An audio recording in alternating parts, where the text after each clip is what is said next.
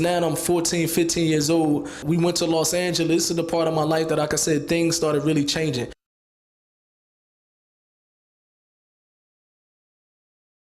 And like I said, I had no mother and father, I had no curfew, I had nobody to pull my coat, and I'm in Los Angeles and it's around millionaires. I'm from the block one day, nothing but millionaires and cars and millionaires and mansions and things like that, and drugs and alcohol, all type of things that you can imagine. It was just like freedom, you know what I mean?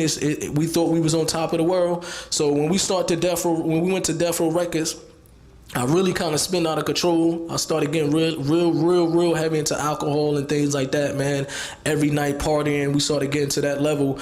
And you know, we started doing more music. I did more music with Tupac. He came out with an album called Outlawz on Me, and from that album, I performed some songs on it where he sold 10 million records. That was good for him in his dunya. I'm not saying it to brag. I'm just breaking it down because the brother told me to break it down from A to Z. So when he came out with that record label, with that record, it was a successful record for him at that time. And eventually, like they say, man, everything that's good got to come to an end eventually. You know what I mean? So Tupac got released from jail in 95, and then 1996, he was in Vegas one day, and that's when he got assassinated. He got murdered. Being that the people that we is affiliated with, some of the people that we is around, they was affiliated with certain gangs. You know what I mean? We was affiliated with people from this gang and the people from another side of the gang. They murdered Tupac. They assassinated Tupac in Las Vegas.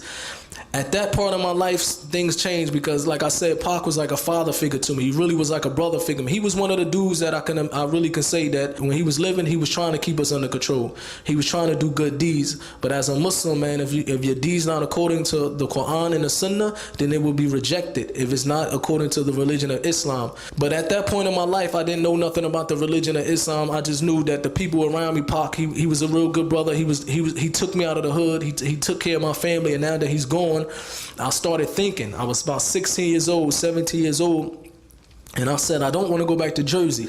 So now it's time for me to be a man all the way out here in California on my own and try to make it. But it shocked me because I said, look here, Pac died. Just so a couple days ago, we were just around each other. A couple days ago, I remember sitting with Tupac, and I remember he used to do a lot of music. And a lot of his music, he used to talk about death. Like people that used to listen to music, and there might be some non-Muslims and Muslims in here, or there be a lot that still listen to his music, but he talk about death a lot. And I remember right before he passed away, we was in his house. He felt good because he just purchased a house on the beach and everything, and he's sitting in his house. He said, now that I have all this, I don't want to die.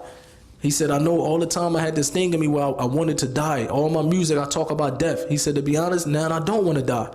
A couple weeks later, a week or two later, that's when he got assassinated in Las Vegas.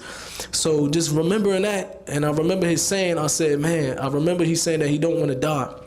And now that he passed away and he had no control over it, he had no control over his life, I started getting curious and I started saying, you know what, I need to find out because I know we gonna drop dead. I seen people growing up in Irvington and Newark that I was with one day and he dead the next day. I said, I need to find out where we gonna go when we drop dead. Because even though I never was a dummy, man, I never had a religion, but I believed that in a higher power back then. And I believe that you can't just live a life and just drop dead and that's over.